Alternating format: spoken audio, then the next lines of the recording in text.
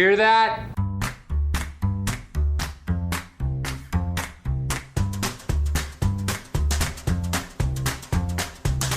Quiet, numbskulls, I'm broadcasting.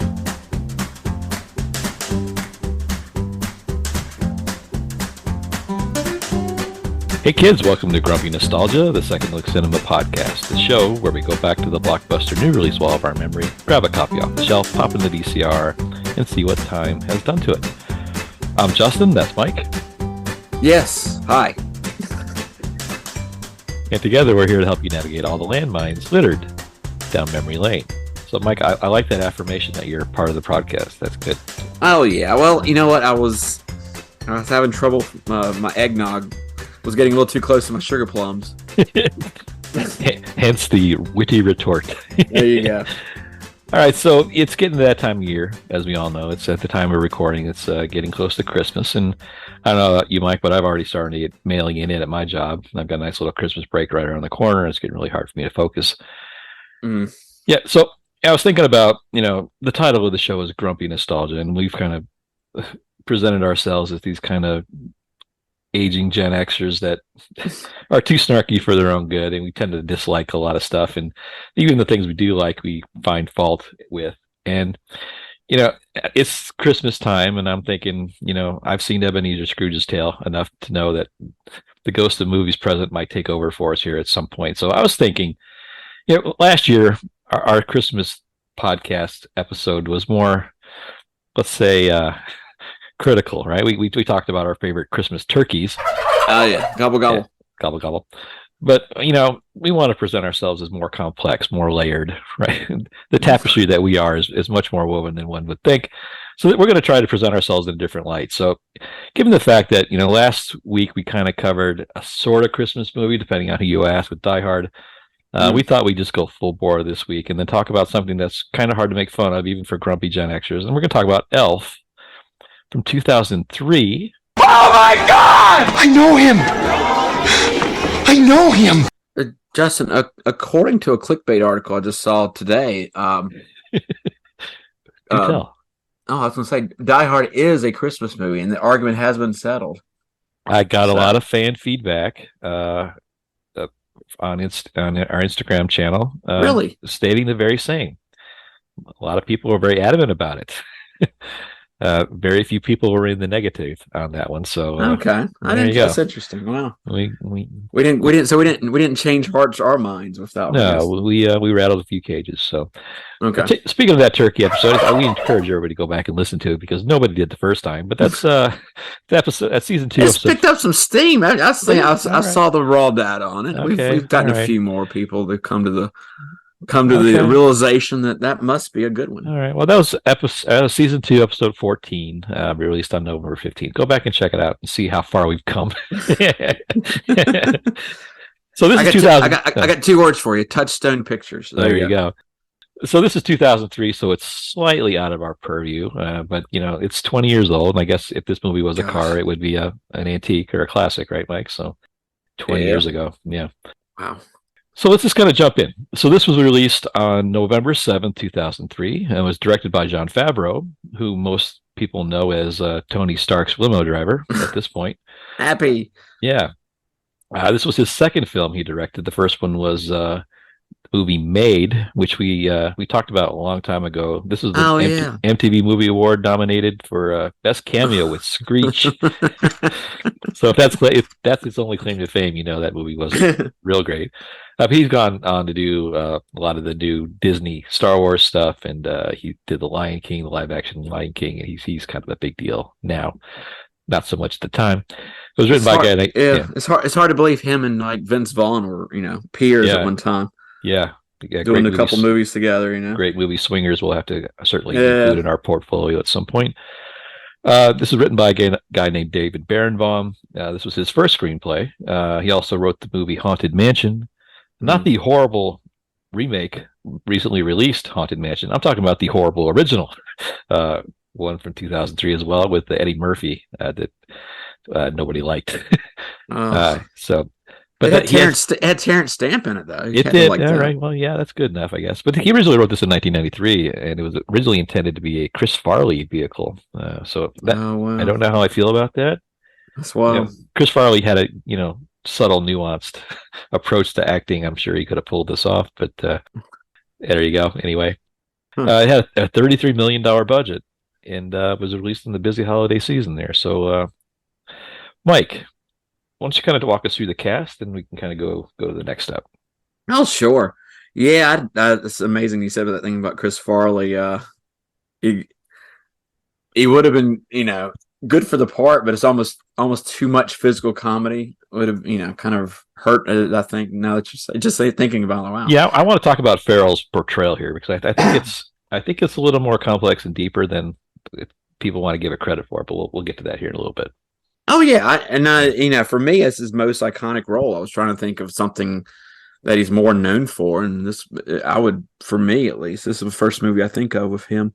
Yeah. He's kind of an acquired taste, especially if you watch something like Holmes and Watson, or but yeah, I kind of like when he's at little smaller doses, like maybe Zoolander comes to mind, or even, I don't know, just there's sometimes he just is a little bit grating. Yeah. But he plays our iconic Buddy the Elf, and like I say, the casting, I can't imagine anybody. It's one of those I can't imagine anybody else but him, because it's just the annoying innocence of a child is so captured in his character. I painted a picture of a butterfly. Yep. And he has a adopted father in this movie, played by Bob Newhart, who I love when movies can kind of, I don't know, it's not really, I guess it's not anything new, but whenever you bring a TV show guy into a movie kind of universe, it's to a new audience, so to speak. Yeah, it's really cool to see like that. It's kind of like it's like seeing John Saxon in Nightmare on Elm Street. It's like, oh yeah, I'm glad he's in there. But anyway, something like that. Yeah. Yeah, I mean most people watching this don't know Bob Newhart from his very cleverly named shows, The Bob Newhart Show and Newhart. Where do they come up with this stuff? I don't know. Both were CBS staples, one from the 70s and early 80s, and one from the 80s and early 90s. And he's known for his deadpan Chicago humor, and still alive today too, so that's good. Genius. Yeah. And then his Buddy's real father in the movie is played by James Caan, who again, it's you love seeing somebody that's like known for serious roles playing a comedic role in a way. He's kind of the straight man, and he's the curmudgeon publisher in the movie where he's on the naughty list, which is he's the Scrooge. He's the Scrooge of the movie. James Caan recently passed away, rest in peace. But known for being Sonny Corleone, and don't go to the toll booth there, Sonny. Then you have look at the mask with my boy. His wife in this movie is played by Mary Steenburgen, who she has the I guess it's the notable two-husband combination of Malcolm McDowell and Ted Danson. So yeah, she wrestled Ted Danson away from Whoopi Goldberg. That's right. Yeah, but just those two gentlemen, I can't imagine the contrast of being probably a very patient woman, I'm guessing. Yeah, and a good actress. Very good. Yeah. You've ever seen the movie Time After Time? It's good role. Yeah. Ed Asner appears in this movie, another TV actor. He's plays Santa Claus in this, and hey, pretty good casting, Role he was born to play. Exactly. Again, Ed Asner. You think you don't curmudgeon. You think, wow, he's not Santa, right? Well, yeah, he is. Does it pretty well. You have the girl who ends up being Buddy's friend in the movie, Zoe Deschanel. I guess I pronounced that right. That's right. You got it. Yeah. I know her sister, and I think this one is known for being in some show called New Girl, or I think it was on Fox a while back. And yeah. The Happening. I remember her from that. Ooh, yeah. Sadly enough, and she's labeled as a singer, I think too. I think. Yeah, she's got a real career. Yeah. Okay. All right. She's not just an actress.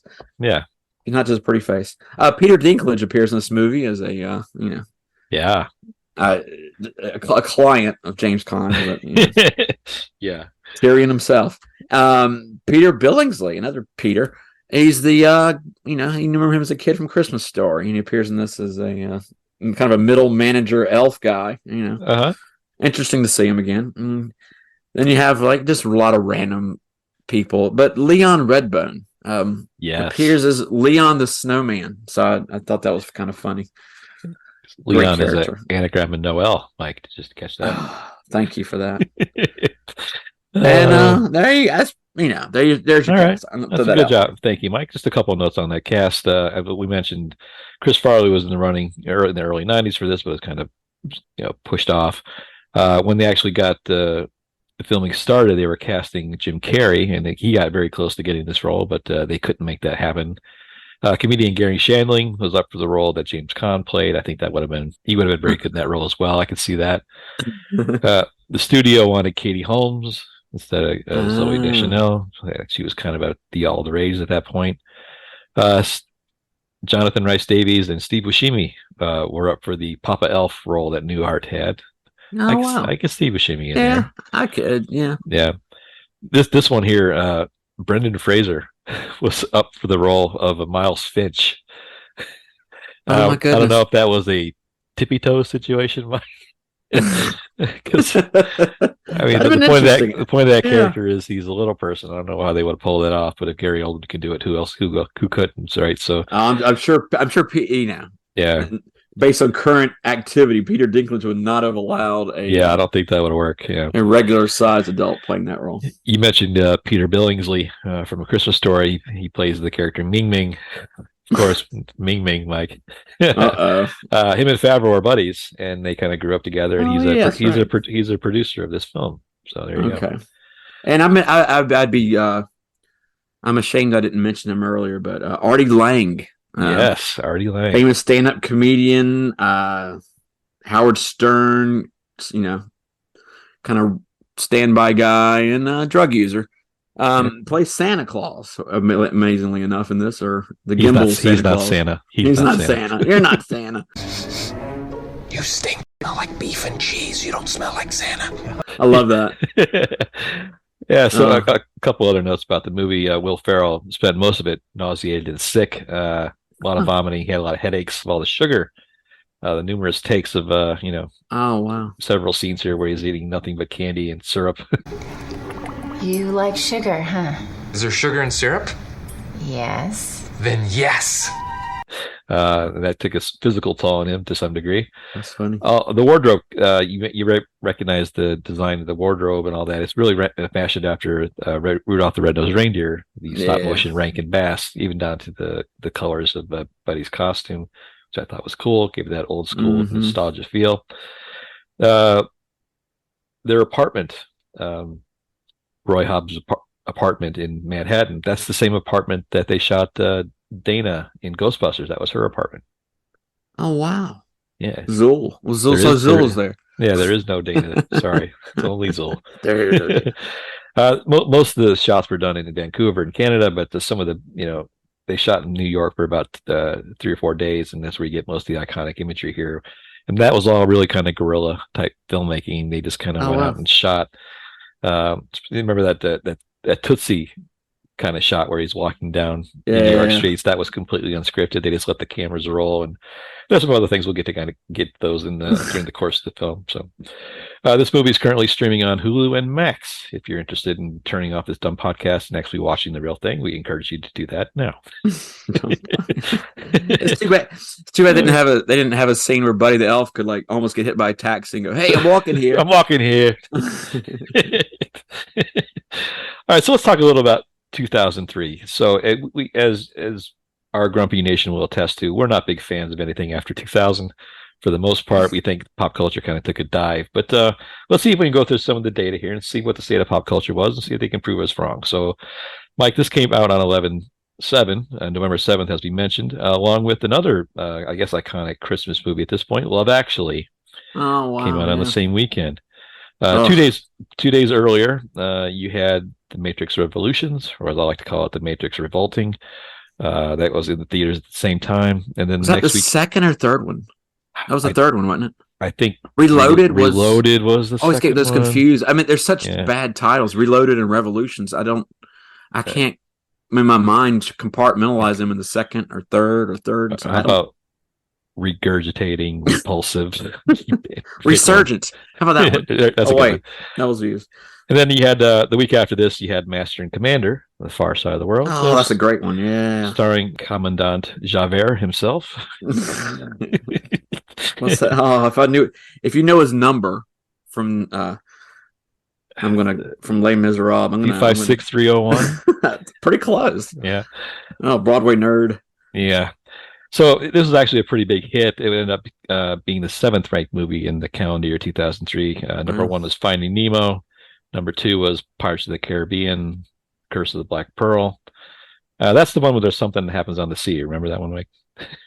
Pearl. Yeah, involves some on the water. Yeah. Someone. The Matrix, as we mentioned, was 3rd, and Return of the King was 4th, even though it only had 1 month in that year. It still outranked a lot of. But this came in 7th. On the TV, we were watching CSI ... We were just watching all the CSI shows. Wait a minute. Are we almost at the 20th anniversary? Well, we've probably just are right on the cusp. We're just past the 20th anniversary of Return of the King, didn't we? Yeah. Goodness gracious. Yeah, we saw that. We sent pictures to our friend Molly and rubbed it in. Oh yeah, rubbed it on her face with our sweet tart ropes. Alaska's favorite movie candy. We're such jerks. Molly, we apologize for that. That was not cool. Also on the TV, we were watching American Idol because that's so great. Which I realized, Mike, we were talking about the Gong Show a few shows back. That's what American Idol is now. That's what it should have been. Iteration of the Gong Show.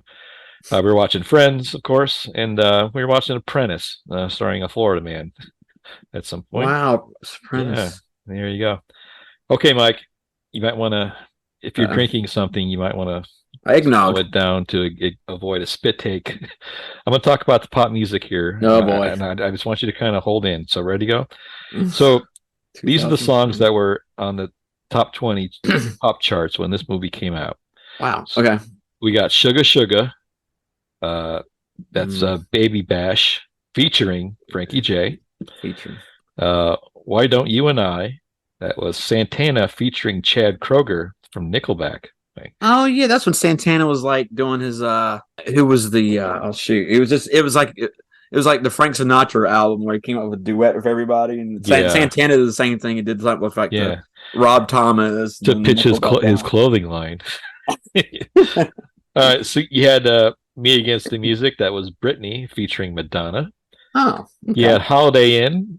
That was Chingy, Mike, featuring Ludacris and featuring Snoop Dogg. Did that have anything to do with the Bing Crosby, Donald O'Connor classic movie? Blasphemy to suggest that. Another great song was Get Low. That was Little John featuring the Yin Yang Twins. Yin Yang Twins, Mike. And you had Frontin'. That was Pharrell featuring Jay-Z. And you had Peanut Butter featuring Jelly. You had Sodom featuring Gomorrah, and so on and so on. What was number one? I'm curious. Sugar Sugar. It was Sugar Sugar. Okay. Yeah. So wow. I have never heard of any of these songs. Frontin'. I don't know if that's good or bad, but I don't feel bad about it one way or the other. To kind of cleanse the palate, there was some actual music from people that played guitars and made albums. The White Stripes, Seven Nation Army was on the charts as well, on the rock charts. You also had Times Like These by the Foo Fighters. And you had Go With the Flow with the Queens of the Stone Age. So there was some music there, but that wasn't played on commercial. Kind of hidden, yeah. So there you go. Have we done anything to justify our opinion on 2000s yet? Like, I don't think so. No, sir. Like I said, it's been said probably a couple of times in this podcast before, but just take a minute, listen to the music from, say, 1980, then listen to music from 2000. Yeah. Then listen to music from 2000 and listen to music from 2020. You tell me the advance and what changed. What did you notice a certain change? Do you notice no change at all? Let me know. Let us know in the comments. All right. So pop culture, not so much. Let's just talk about society, Mike. Ah, In the year 2003, when we started iTunes, which is probably the reason all these crappy songs are here because it discouraged the actual albums from being put out anymore. yeah. You could listen to a song for 13 seconds and decide it was good enough. You could pay 99 cents for it. Oh, Or goodbye, you- Napster. Yeah, there you go. The big Christmas items around the time of this movie were the superhero Barbie line, particularly Supergirl Barbie, Wow. and Batgirl Barbie. The Game Boy Advance was taking over the handheld gaming market, and then we had Yu-Gi-Oh! Made its presence on the market, Mike. Yu-Gi-Oh! Yes. Whatever that From is, some slightly sort of familiar. anime that we don't understand, but I'm sure It is. It is. the girls at Secondhand Nostalgia could probably give us a 2-hour dissertation on all of that. So Yes, they could. Trust me. this is the first year the term newbie was put into the Oh, English wow. language, so that's good. This is the first year of Skype, the video communication service that kept families together and confused the elderly. So Still, still 20 years later. yeah, Tesla started, as did LinkedIn and Oh, Apple's wow. web browser Safari, all started in 2003. We lost some big hitters this year, Mike. We lost Mr. Rogers, Jack Ritter, John Ritter, Johnny Cash, Katharine Oh, Hepburn, wow. and Gregory Peck. See, I thought John Ritter died in 2004, but I realized it was all a misunderstanding. See, I see what you did there with the thing in the. Too early. But the biggest loss here, of course, was South Carolina Senator Strom Thurmond, Mike. Oh, wow. From our own state here, 100 years old, was in the Senate. He was more of a Yeah. mascot than a senator, I think. Yeah, in his later years, we just called him Carrot Top, and Yeah, he kind of looked like Grandpa from Texas Chainsaw Massacre at that point. a little bit. Yeah, He's- he like one of those. And some people in other regions of the country may not be understand this, but the Apple dolls we used to make when we were kids. that you were- Shrunken Applehead dolls, yeah. yeah, as after a few days, that was Strom in his Yeah. last 10 years. Yeah, he was a real hero. He's famously known for the longest filibuster in Senate history. He spent 24 hours and 18 minutes arguing vehemently against the Civil Rights Bill. But in the irony department, he fathered 2 illegitimate children with his African American housekeeper. So there you go. I love Yes. it. I love And it. he has half the buildings that seem like are named after him or Yeah. something.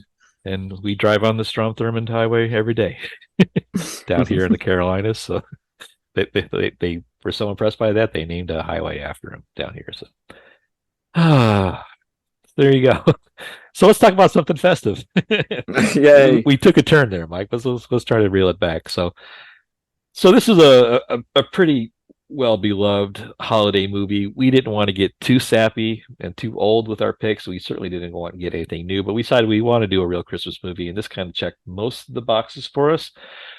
So it's a happy little movie, and I think we should just kind of go through it. So, Mike, are you ready? Let's do it. All right, hit the button. So our movie kind of opens up with in an orphanage, and we see little Buddy as a baby kind of crawling into Santa's sack. Santa's played by Ed Asner here. I need some more detail now. Yeah, nothing gets by Santa. He Yes. did notice a baby climbing in his bag of toys. He gets brought all the way back to the North Pole with all the elves, and then he gets exposed. He comes out of the bag, and Santa doesn't know what to do with his new baby. So one of the elves in the shop, one of the head toy makers, played by Bob Newhart, says he would take him in because he always meant to start a family, but he was always too busy making toys. So the first act of the movie is just really kind of this silly fish out of water thing where they really kind of exemplifies the contrast in Buddy compared to the other elves. He's 50 times larger.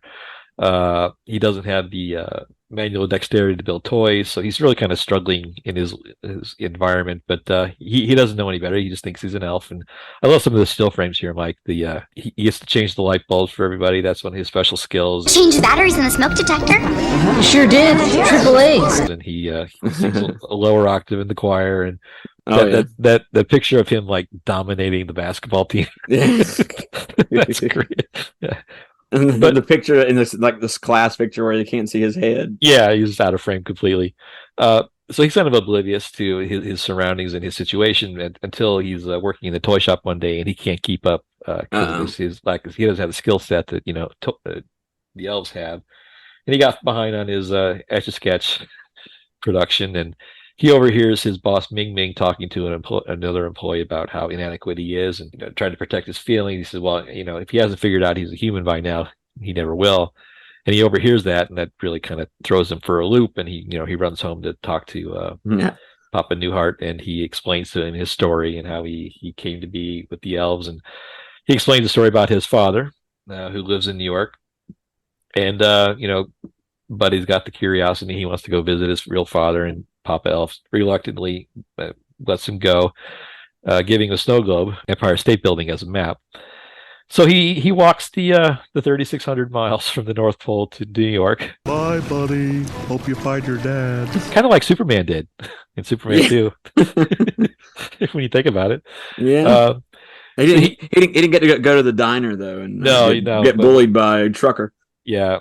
But he gets all the way to the Lincoln Tunnel, and apparently they shot this, again, like I mentioned, with kind of no permit, like kind of guerrilla style. And obviously a 6'4" elf in green and yellow costume caused a few fender benders. That there were some real accidents as a result of him filming there. Oh my gosh!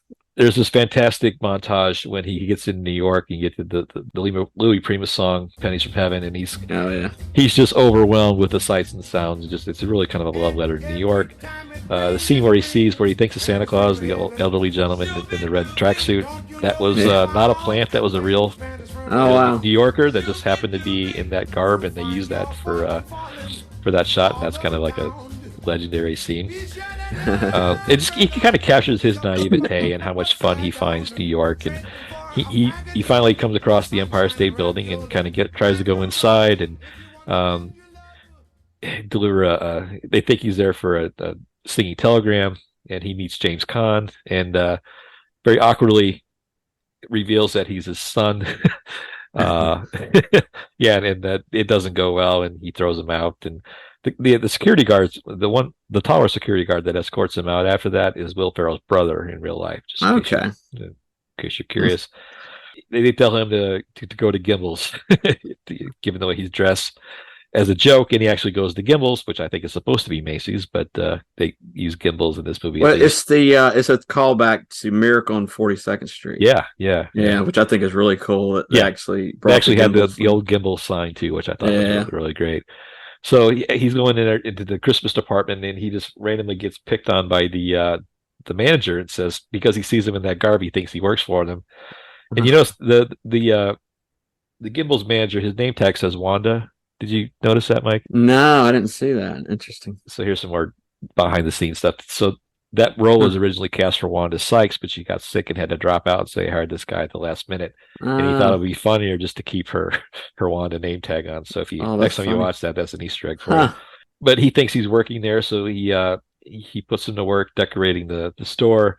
He gets introduced to Jovi here. Jovi's played by the annoyingly cute Zooey Deschanel as a blonde, and with no bangs here, no bangs. That's right. No bangs. Just falls in love with her immediately. He decorates the store for Santa.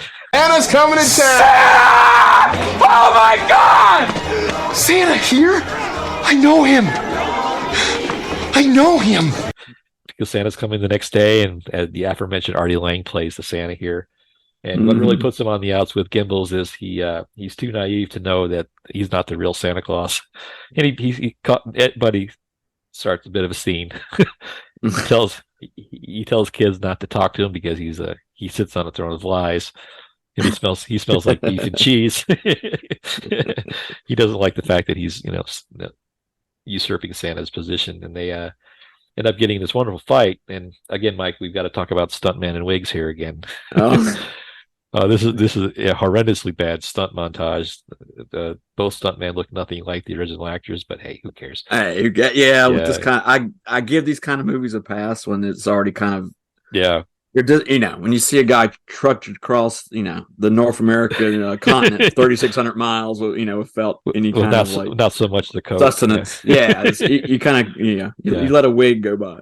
So this incident lands Buddy in jail, and he calls his new father as a contact, get out of jail. And James Caan is kind of obviously gobsmacked about the situation. He ends up going to a doctor to see if this is real, and they get a genetic test on him, and turns out he's real. What I love this scene where Buddy's sitting in the table and he's like fidgeting and rolling around, and he keeps asking random questions like why am I sitting on paper? Why am I sitting on paper? Because it's sanitary for the other patients. Now sit still. I don't know if you notice, but James Caan, the notoriously intimidating, gruff actor, he actually breaks in the scene. If you notice that when Will Ferrell starts eating the cotton balls, they were actually made out of cotton candy. That was not in the script, but you actually see James Caan kind of turn away from the camera as to not spoil the take. But it ends up being almost like a Saturday Night Live skit. Yeah, so the doctor suggests that he take Buddy home to meet the family, and he thinks that might have this like childlike state of progression. He assumes he's in that kind of snap.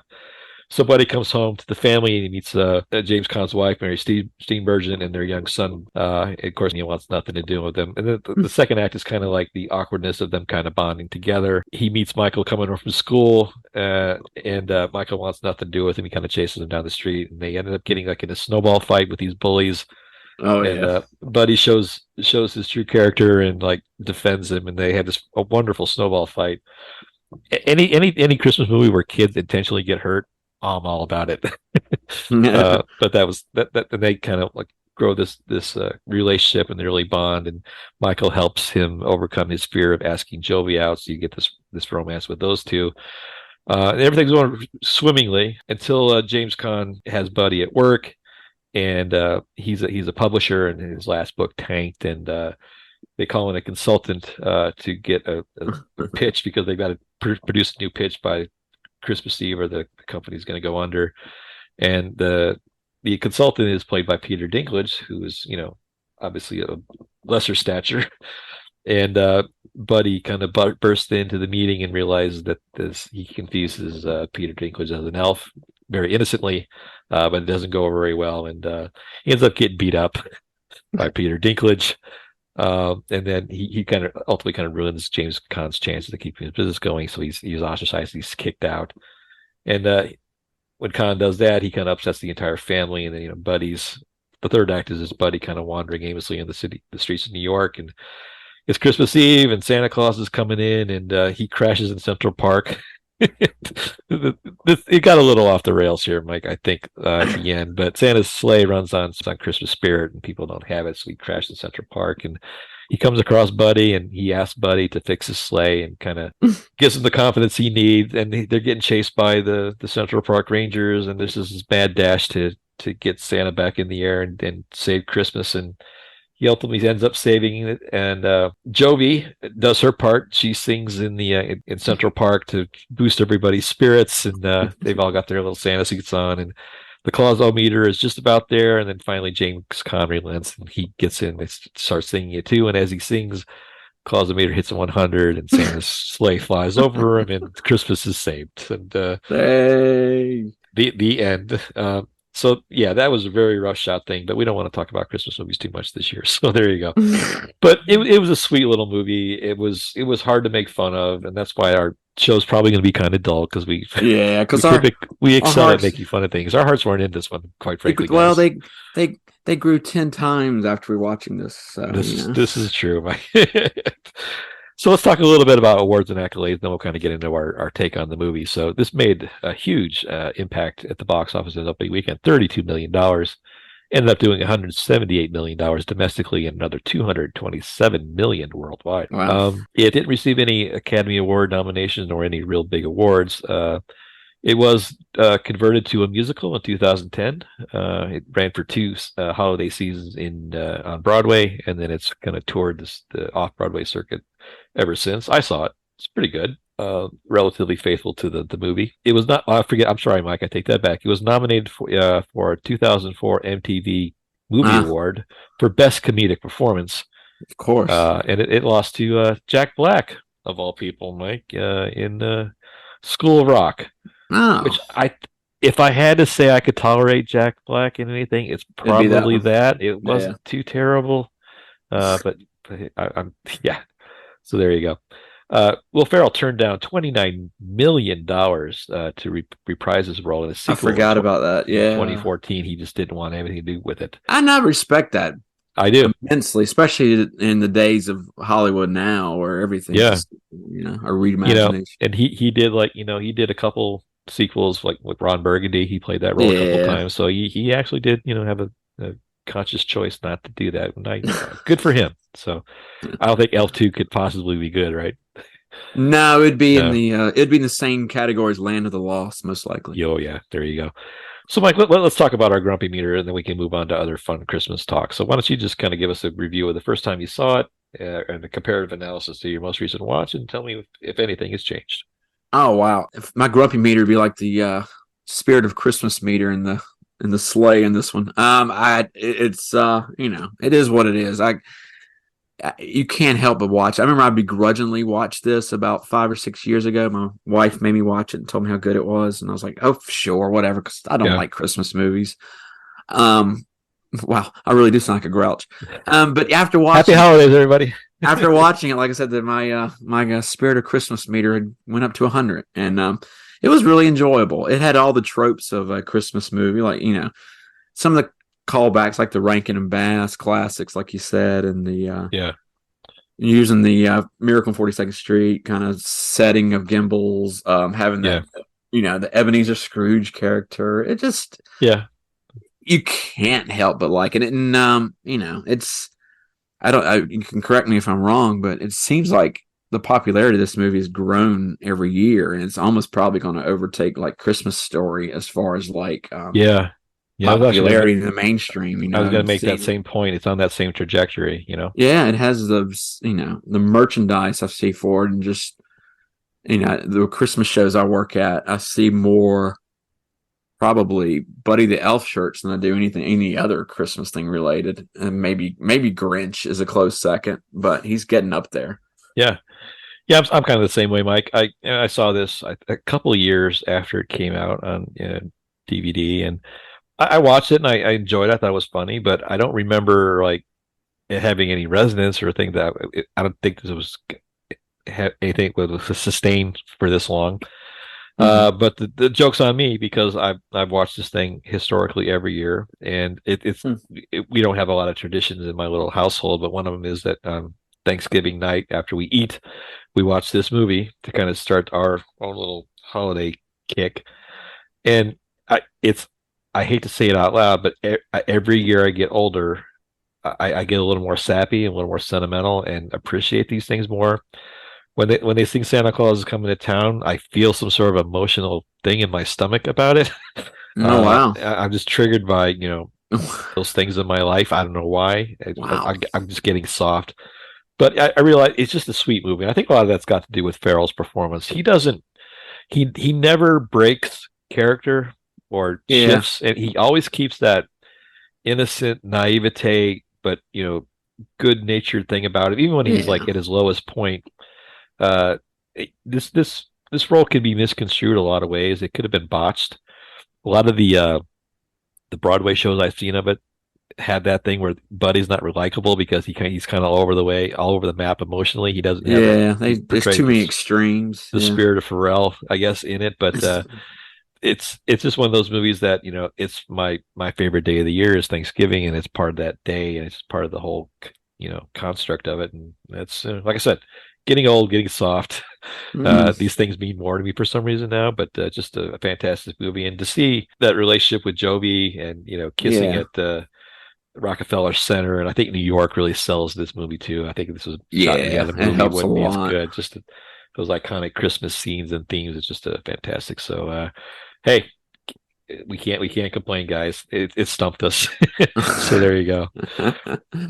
So, like I said, so we're talking about Christmas, and this is, we decided for our big Christmas present to you, we'd supersize our segment of "You Just Made the List, Pal." So we thought we'd talk about two of our favorite things about Christmas. That's toys and candy. So, Mike, let's do two lists this time. We got a little bit of time to spare, so I think it's so important to let everybody know our favorite Christmas gifts we ever got as a kid. We want to see if generationally if those kind of match up with our listening audience. So, Mike, why don't we do three? Maybe an honorable mention, but let's rattle off some of the greatest Christmas gifts you've ever got as a kid. Okay, Christmas gifts were mainly generated from the Sears catalog and the JCPenney catalog for me. You have to remember, I came from a town where we were a little too small to have our own toy store, and Yeah. the only stores we could really go to see toys were Kmart and Walmart, which showed up about 81, 82 to Rock Hill, unfortunately. Yeah. So when the catalogs came around October, sometimes maybe early November, oh my gosh, it was JCPenney. You got to remember JCPenney and Sears at the time. You would go to those stores, and when you're actually there, you wouldn't see toys. You would see clothes. You would see other crap you didn't want, like Craftsman tools. Boring. There were no, and it's not. There's no toy department. Yeah. There was no. It was like sporting goods, but there was nothing related to toys. But these catalogs, somehow, you go to the back of them, and like a whole 20 pages was devoted to these toys for girls, for boys, all kinds of things that you would never even think of seeing. And yeah, if you had been nice that year, not naughty, you could tell your parents, "Hey, I want this," and they even called it the wish book. Yeah. I remember that. Yeah. You remember it was called the Christmas wish book, and you could go through. I would. Oh, that thing was so dog-eared. By the time like late November came, there were so many pages I had like cornered and like circled and look at constantly. Especially like NFL stuff. Like NFL titles. That's so. You're just triggering all these memories. I forgot all about that. My grandma would make the mistake of like leaving the Sears catalog out for all her grandkids, and she wanted them to like circle what they wanted. I remember like the Sears catalog. Remember how Sears could only sell like the knockoffs of it? They had like an Atari system was an Atari, and like the games were like instead of Asteroids, it was like Astro Rock or instead of Missile Command, it was Missile Charge or something. Yeah, but I remember all of us grandkids just reduced that catalog to rubble. We just it just shredded by the end of the year. Oh wow, yeah, I forgot all about that. That's so cool. That I said, that was my outlet. There was no place we could really go to like. Yeah. It wasn't a Gimbals or toy. Yeah. Delightful little Lionel Toy Warehouse or place I could go to. Or there wasn't a Toys R Us either. So what'd you end up scoring? Well, one of my favorite gifts of all time was I followed the NFL religiously as a kid, and if you ever went to the grocery store, you could put in a quarter and you would get a plastic helmet. If you were lucky enough to see one of the machines, the gumball helmets. Yes, and they're hard to find now. They still sell them occasionally, but they were everywhere at grocery stores. And for a quarter, you could get a helmet. And more often than not, there were 28 teams. There was always one I couldn't get, and it was the Cincinnati Bengals. I will always remember this. But in the toy catalog, you could get all 28 helmets along with these goalposts, and you could set the helmets on the side of each goalpost. Yeah. And it would be based on where they were in the conference, and you could rotate the helmets around. Sport, yeah. Oh yeah, it was fantastic. And that was that's the first gift that always comes to mind. I think I got it when I was 12 years old. That's fantastic. It was all 28 helmets along with the goalpost, and I still have those. So there you go. That's great. Well, this was like the third one on my list, but I'm just going to parlay because we're already on the subject here. And I hope I don't steal one of yours, Mike. But no.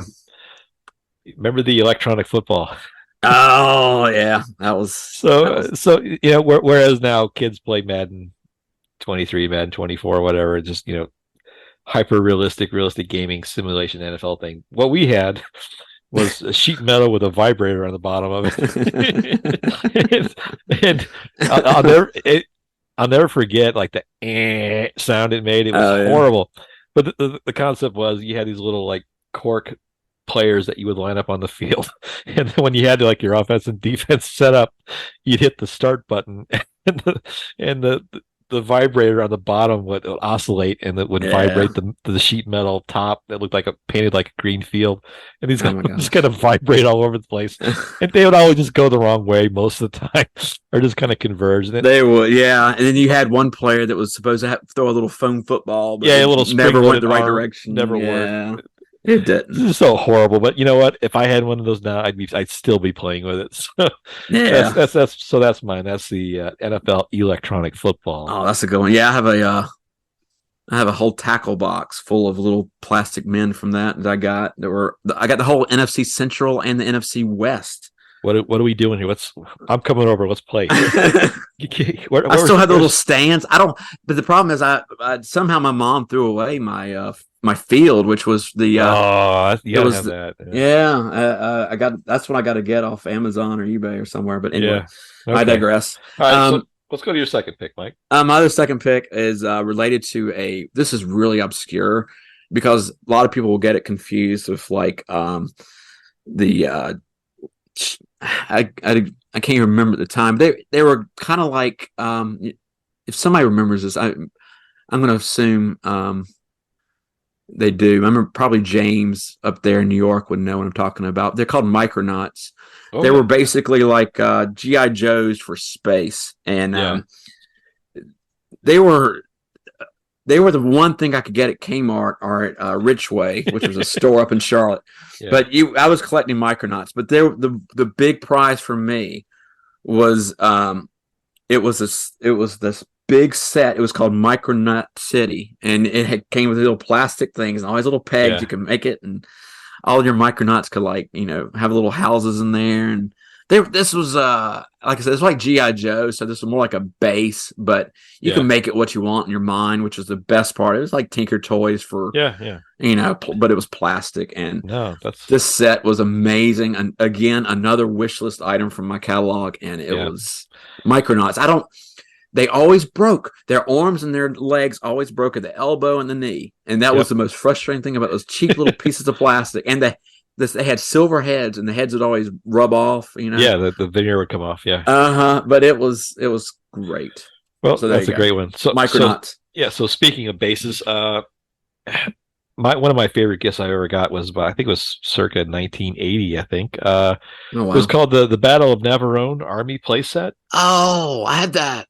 So of course, it's not really PC anymore to talk about Army Men. You don't want your kids being these little fascists, but there was a time in American culture where kids loved to play Army Men, and you had the classic, green, about 12 different figures in various poses for the GI, right? And then you had the pale gray German soldiers that were had different figures and stuff like that.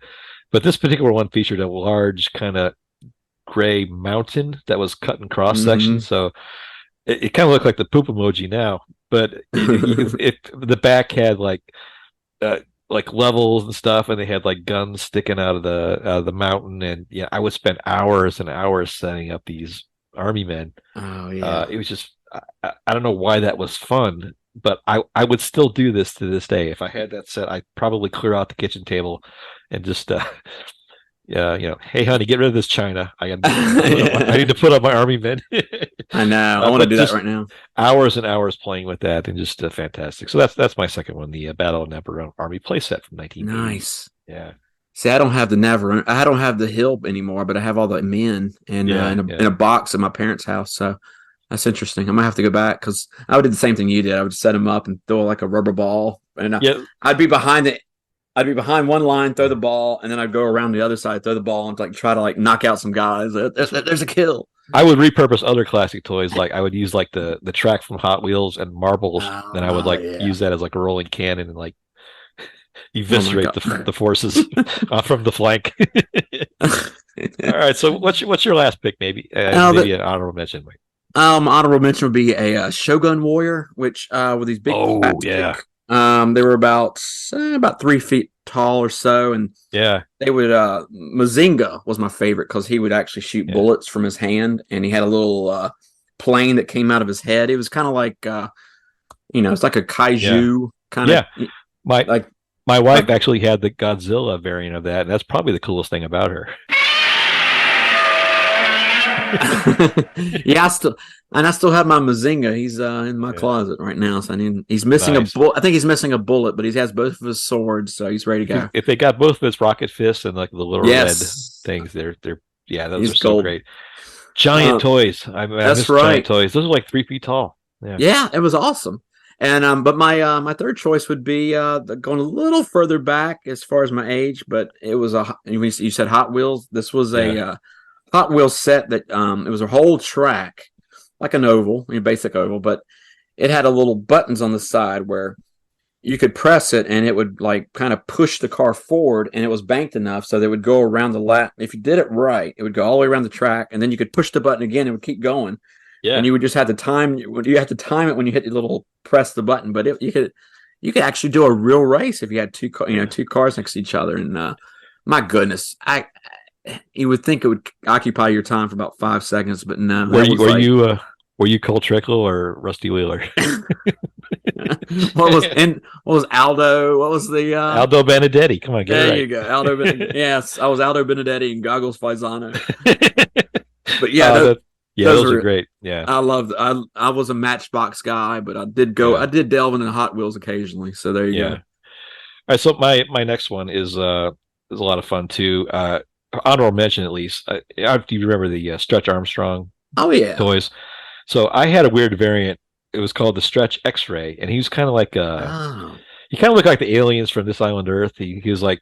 He had this like giant head that but you could see through him. You could see like his gross inner anatomy, and like these things, they were made out of latex rubber, and they're kind of filled with this like jelly corn syrup on the inside, and they could stretch like something weird. They could stretch like 3 times their normal size, and it's really kind of an unsafe toy because it was essentially just a catapult. But just stretching a toy was fun when I was 8 years old, but I remember I was so sad because I actually tore him, and all that goo started to come out, and my mom took it away from me. Oh my gosh! Sick. Yeah, that was one of my favorite ones. But of course, because of the nature of my nerdness and my pop culture, the greatest Christmas gift I think I ever got was the 1978 Death Star space station. From Kenner. Again, it's kind of similar to the Neverone set, but it was like a cross section of the Death Star. And it had four layers on, and the bottom had the trash compactor. You remember that? Yes. And it had like actual knobs you could turn, and the walls would compress. They had like the little plastic monster in there, and they had like foam pieces for trash. Hours and hours. Just a great gift. Just to see that big box under the tree and just that first tear and see that Kenner Star Wars logo, was like, yeah, that was as good as it got. So there awesome. There you go. Wow, we are sappy and we are nerds. I know. There's so many damn toys that we could talk about. And it's so funny because I don't think either one of us have outgrown any of the things we talked about on either person's list. No, I mean that's what's so weird. I'm 53 years old, but I want to play with Army Men all of a sudden. That's as soon as we get done. Where's this cancel button? Where's that? I gotta order these on eBay. All right. So the other great thing about Christmas is the candy. So you can get candy all year round, but Christmas candy is seasonal and unique, and makes it a little more special. So let's just kind of wrap up real quick, Mike. Same kind of concept. Let's kind of go through and talk about those favorite Christmas candies we had, and knock out a few, and then maybe an honorable mention as well. So you're up first. I'll tell you what. Let's do this a little differently. I'll go ahead and just say mine, and then you can do yours. All right. First one for me and most memorable probably would be the Lifesaver books, which I haven't seen for years, but they were literally like a little cardboard box. The storybook, Lifesaver storybooks, It was about a 5x7 size, and you would open it up, and there was just rolls of Lifesavers on one side, and then like an actual Christmas story on the left side. But and each one was a different flavor Lifesaver, and if you were lucky enough, you would get like all 4 or 5 of the rolls would be different.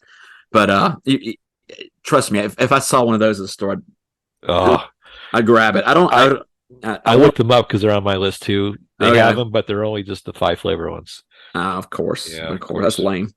Yeah. The M&M candies that came in a plastic candy cane. For some reason, I remember those vividly. Why did those taste better? I don't know. It was. It seemed like they stayed fresher for some reason too. But they had the red plastic little crook at the top, and then this clear tube, and all the M&Ms would be in there. And just, I know there were some bastard versions later with like Reese's Pieces and other cheap stuff, but no, this was the original knockoffs. Yeah. The box of Thin Mints. There were like these little candies that had this creamy centers. Andes Mints. Andy's did them. Yeah, this was Yeah. also, you would see like just knockoff versions that were like in long boxes, which is what I got for like, a buck at the drugstore. But all-time favorite candy, and it's not just for Christmas, but for Southerners, it's probably more known here. But fudge, classic homemade fudge from my mom or from my mother-in-law with pecans or walnuts in it. Oh, Yeah. you can't beat that, because seems like my mom and other mothers around the neighborhood, that's the only time of year they would break out all the butter and sugar and make this this high caloric fudge, and it's just still today they still they'll still make it, but only at Christmas time, and that's what, to me, it's just the quintessential Christmas candy. What you get for Christmas, Mike? Diabetes. Yes. Get more, please. All right, those are great, man. So I shared the lightsabers one as well, but I would only add the takeaway there. The chase piece was the butter rum lightsabers. Oh yeah, you get the whole run, and they had like the all pineapple one. If you could get those in your stocking, that was it. So the next one on my list was Cut Rock candy. I've always loved Cut Rock candy. They got the little shapes on the inside. They got the pink ones with the little flower, and the green ones with the little present on the inside. And those are always the candies that were in your grandma's candy dish that you never wanted. But as I've gone older, I've chased these things to the ends of the earth every time of the year to find these things. When I find them, I buy them by the pound and just kind of enjoy it for the entire season. Chocolate covered cherries. I think those are my favorite until I eat one.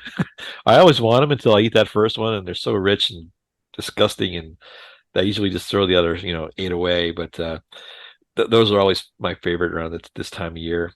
And there's one kind of hyper specific thing that's really super regional. I grew up in a small town just outside of Chicago called Braidwood, and they were famous for coal mines, strip mining, and they had originated this candy specifically in Braidwood, Illinois. It was called G Shaft candy. It was named after the mine, the G mine shaft, and it was made by the miners' wives to help subsidize their income and stuff like that. But it was a brown hard candy, kind of looked like brown glass. It was like a stick, and it had like 3 white stripes on top of it, and it had this odd, unique flavor combination of like anise and peppermint.